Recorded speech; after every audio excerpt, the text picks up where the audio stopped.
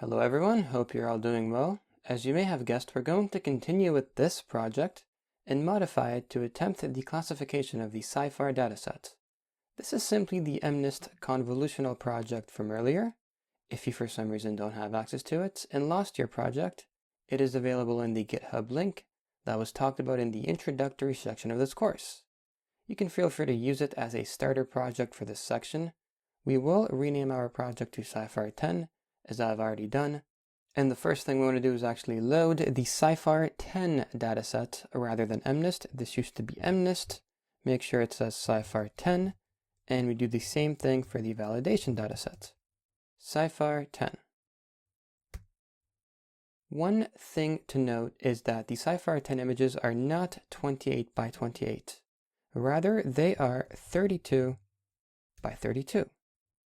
And that is all for loading the SciFAR dataset. If we plot our images by running the subsequent cells, it's downloading them currently. This should just take a moment. I will fast forward the video until it finishes downloading. All right, running this one, then that one. It displays our SciFAR images. We see our dogs, our cats, frogs, trucks, deer, etc. Each image with its respective label indicating its class.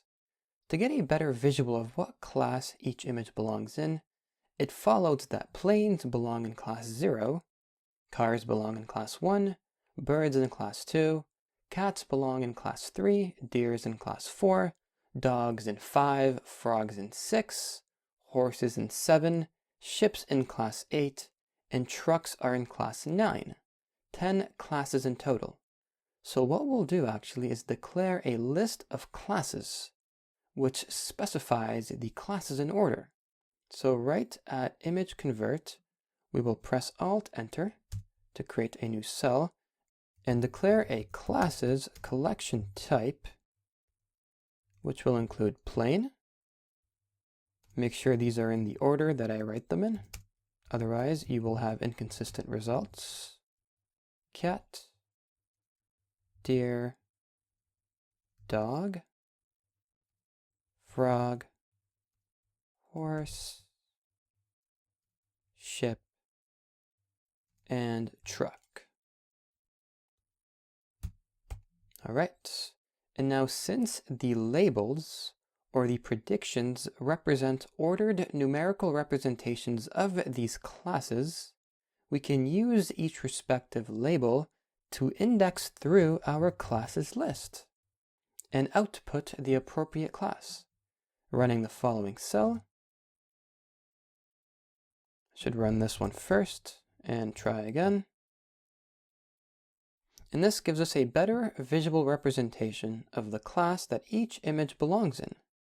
And one can quickly take note of how complex this data set is. Here we see the image, what seems to be an ostrich. This is a chicken, a variety of birds, planes, cats at different angles and poses. Already we can take note of how complex this data set is and the variety of features that our convolutional neural network will be required to learn in order to predict our images correctly. So what we'll do actually is train our LeNet model from earlier and see how it performs. There are some things we will have to change, and that is the number of input channels to grow from 1 to 3. As we were previously working with 1-channel grayscale images, now we work with 3-channel color images that are passed into the neural network. This implies a larger number of parameters to train, and thereby a larger network. Given that the images are of larger size, after this convolution of a 5x5 kernel, it becomes a 28 by 28, then with max pooling, 14 by 14, performing another convolution. With the same sized kernel, the image once again gets smaller. By a 4x4 decrement, it becomes 10 by 10. And finally, with another max pooling, the vector that will then be fed into the fully connected network will be a 5 by 5 by 50. So make sure to pass in the appropriate output of 5 by 5 by 50, depth of 50 in the end, and making sure this is consistent in the forward function. 5 by 5 by 50. All right, it is now time to train our LeNet model on the SciFAR dataset, and I'll see you on the other side. Welcome back, guys. As expected, the accuracy is quite low, and there seems to be very clear signs of overfitting. It's also worth mentioning that the loss is also really high. These values imply that our network is not performing effectively in terms of accurately predicting images from our datasets. And what's more is being the fact that our network has overfitted the data, which can be seen visually by running the following graphs, such that the validation accuracy is trailing behind our training accuracy at around the 5th epoch. As our accuracy is clearly not optimal, let us still use it to predict images from the web, to simply gain a visual perspective of the model accuracy. From past experience, the model tends to perform worse on pictures of animals. So we'll go on Google, and we will look up frog. Go on images. I will try the following image of a frog sitting on a leaf. We will copy the image address right onto our URL, like so, and plotting it. And there will be no need to invert the image anymore, as our images this time are extremely varied, or converted to a bi-level format. Since our network was trained on color images, we simply leave image is equal to transform image, plt.im show. This should be good to go. All right, and after the transformation, we obtain a more abstracted representation of the image, as it was reduced to a smaller 32 by 32 representation, as opposed to what it was before. And now making a prediction on this image. All right, and now we do not actually need to squeeze the image anymore. We can just set image is equal to img.toDevice, output is equal to model image. And aside from that, we should be good to go. Instead of printing out the numerical representation of the prediction, we will use it to index through our classes list. And aside from that, we're good to go. And it predicts a frog. It gets it right, even with the smaller 63% validation accuracy. It was still able to generalize itself to the following image. Let's try a dog. Going back to Google, writing dog, Google Images. Let's try the following dog.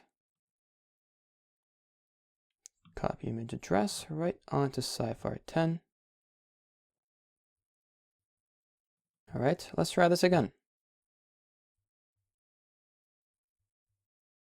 In this case, let's just add an extra layer of dimensionality with unsqueeze 0. And it predicts it as a cat. That's clearly incorrect, which would be expected from a poorly trained model. It might be due to the fact that it has more similar cat-like features than the dogs that the model was trained on, i.e. the excessive brown fur. However, this is still clearly a dog, which can only mean that our model was poorly trained in effectively extracting the appropriate features that would belong to this dog. One should note that our model currently is able to effectively predict very easy cases where the image features clearly depict the features that would belong to its respective class. But when presented with cases that are somewhat harder to classify, it tends to fail. We can further test our model by having it predict a subset of the validation images.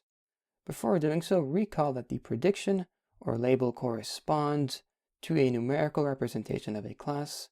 We will use this numerical representation to index through our classes list once again.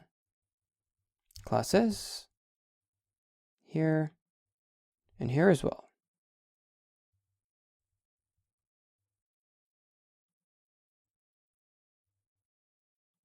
All right, let's try it out. Outputting the result of our predictions, it seems to accurately predict most of the images, but messes up on 4 of them. Overall, it is nice to see that our model is somewhat able to generalize itself to new data based on its trained parameters. Before moving on to a more sophisticated model, we will attempt to reduce the overfitting by fine-tuning the hyperparameters of our model and introducing new transformation techniques.